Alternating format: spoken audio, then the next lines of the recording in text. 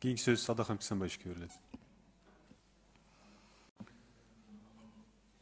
Бул мыйзамды биз каалагандай колдонобуз да, азыр мыйзамдын ар бир беренесине, ар бир тамгасына суроолорду беребиз. Бирок сиз жолдош полковник өтө тажрыйбалуу инсансыз. Бирок мыйзам аткарылбайт, билесиз да. Мыйзам өзүнчө, кыргыз өзүнчө жашай беребиз да, туурабы? Аны ар кандай моменттер болот? Айта албайсыз. 6-чы беренеде турат 3-чү пунктунда Кыргыз Республикасынын президенти ыйгарым укуктарын жүзөгө ашырып жаткан мезгилде үй бүлө мүчөлөрүнө деп кашанын ичине тактап жазып атат да. Үй бүлө мүчөлөрү деген кимдер дегенине. Жубайына, жашы жетелек балдарына дейт.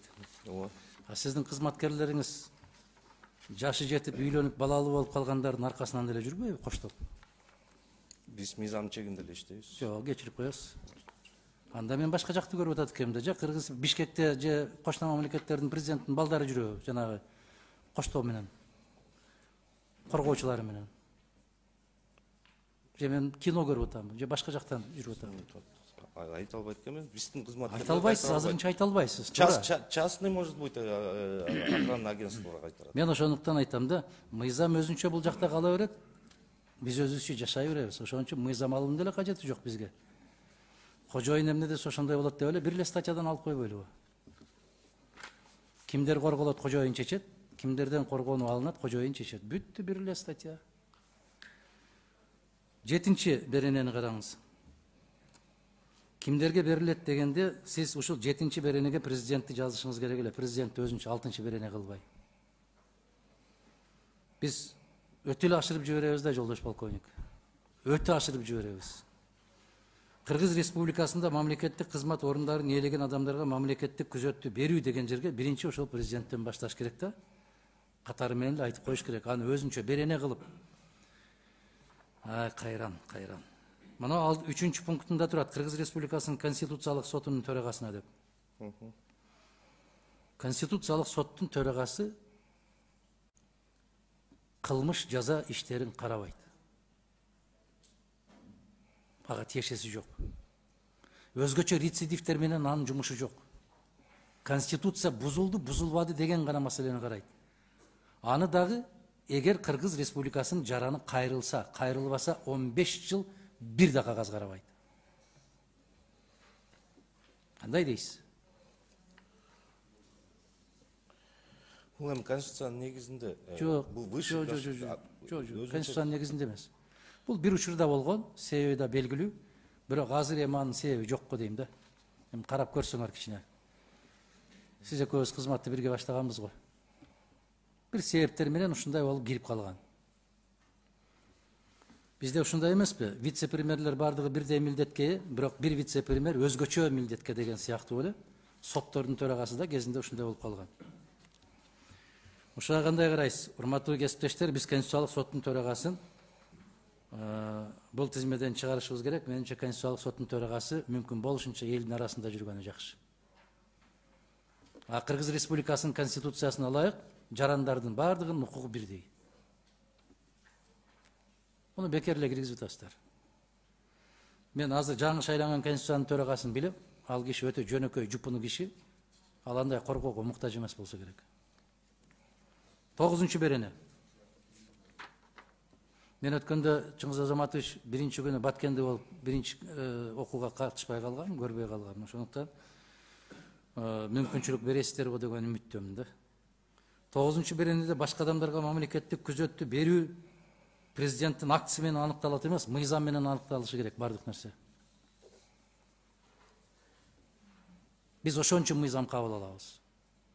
Мыйзамды кабыл алып туруп, эгерде каттуураак кожоюн каалап кеткен болсо, кожоюнга да мүмкүнчүлүк берип коелу деген жерден мыйзам жокко чыгат. Мыйзам иштебейт. Анын саны көбөйүп кете берет. Кудасына берилет, бажасына берилет, күйөө баласына берилет, өкүл баласына берилет. Ушинтип кете берет. Биз кыргызбыз, айланайындар. Бербей койсоң тултуйуп таарынат. Ошол таарынбасын деп кетет. Эгерде мыйзамда тыюу салынган болсо, бардык жетекчилердин колу кыскарат. Биз билебиз да Кыргызстанда кимдер күзөтчүлөр менен жүрөт, кандай күзөтчүлөр менен жүрөт, эмне болгон күзөттөр менен жүрүшөт. Мен дагы силердин күзөтүңөрдөмүн. Менин көчөмдүн эки башында турасыңар. Ага эмне кыласыңар, кажынадан акча коротуп? Мен өзүм эле айтып берип атпайм. Кайда баратам, качан келем, эмнеге баратам, эмне жөнүндө сүйлөп атам. Ага эмне кыласыңар акча коротуп? Мына ушул 7-чи берене менен 9-чу беренеге, урматтуу кесиптештер, бул кишини билем, жолдош полковник, аскер кызматкери, акта дебейт, көкта дебейт, унчукпай тура берет. Биз депутаттар жоопкерчиликти мойнубузга алып, мына ушул беренелерди жана кесиптешибиз кошо айткан беренени кошуп туруп, мыйзамды ушундай кабыл алып беришибиз керек. Сунуш берип атам да ушуну. Сунуш киргизилди. Урматтуу баяндамачы, жооп бересизби? 7-чи пункт боюнча, 7-чи берене боюнча, 9-чу берене боюнча. Азыр мен тияктаганда ушул жактан барып жооп берейин. Кайсы? Нурбек Өмөрбековичтикиби? 7-чи эме боюнчабы? Беренеси боюнча. Урматтуу Чыңгыз Азаматович, уруксат болсо 7-чи берене боюнча жооп берип койсом. УКМКнын кызматкери Жусупбеков. Конституциялык сот өндүрүшү институтунун өзүнчө жана өз алдынча сот катары киргизилгендигине байланыштуу жогорку соттун төрагасына сыяктуу эле анын төрагасынын талаптагы мамлекеттик коргоо алуу зарылдыгы бар. Дүйнөлүк тажрыйбаны да карасак, конституциялык соттордун төрагаларында мамлекеттик кайтарууну берүү көптөгөн өлкөлөрдө, анын ичинде Россияда, Туркияда, Индияда да жана башка көпчүлүк өлкөлөрдө каралган. 2009 жылдагы мамлекеттик күзөт жөнүндөгү мыйзамдын редакциясында мурда Кыргыз Республикасынын Конституциялык сотунун төрагасы кызмат орду кайтарылуучу болчу. Бирок 2010 жылы 27-июнда Конституция кабыл алгандан соң Конституциялык сот өз алдынча сот катары жоюлуп кеткен дагы Конституционный палата болуп жогорку соттун карамагына кирип калган да. Андан тышкары Кыргыз Республикасынын Конституциялык соту жөнүндө Кыргыз Республикасынын Конституциялык мыйзамынын 8-чи беренесине ылайык Кыргыз Республикасынын Конституциялык сотунун төрагасы жогоруда белгилеген конституциялык ыйгарым укуктары жүзөгө ашыруу менен бирге Конституциялык соттун ишин, сот бийлигин, Кыргыз Республикасынын Конституциясынын үстөмдүгүн жана түз таасирин, конституциялык түзүлүшүн негиздеринин бекемдигин, адамдын жана жарандардын укуктарын жана эркиндиктерин камсыз кылуучу жогорку органы катары жетектейт. Ошого байланыштуу Конституциялык соттун төрагасынын мамлекеттик кайтарууну берүү аркылуу конституциялык түзүлүшүн жана Кыргыз Республикасынын улуттук коопсуздугу негиздерин жетектөөчү кызмат адамдарынын өмүрүнө Кыска нуска эме жооп берип коюңуз. Эки эле сөз менен айтыш керек да. Ал жоон окуштун кереги жок бу жерде. Ооба. Жоон окуштун өзүнүн ою кандай экен, өзүнүн акылы кандай экен, ушуну эле айтса болот да. 7-чи берене боюнча мындай кыска так эме даана айтып беребизби? Анын алдында баягы жашы жете элек балдарына деп айттым мен. Президенттин жашы жете элек балдарына деп жазылып турат. А бирок машина минип чыккан болсо алдартынан коштоп жүрөт. Президенттин жашы жете элек балдары Эме боюнча азыр депутат өз эме оюнду аягына чейин бүтүрсүнчү, анан кийин сиз айтасыз.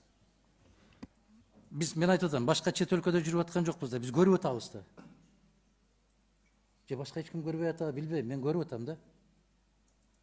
Анча-мынча социалдык тармактарга чыгып кетип атпайбы? Кандай коштоолордун аркасында жүрүп аткандыгы. Мына кечээ эле баягы мушкер келген экен, атасы ажыдан келгендей болуп, не деген гана коштоолор менен жүрбөдүңөр балдары? Же ал дагы жеке менчик ишканабы?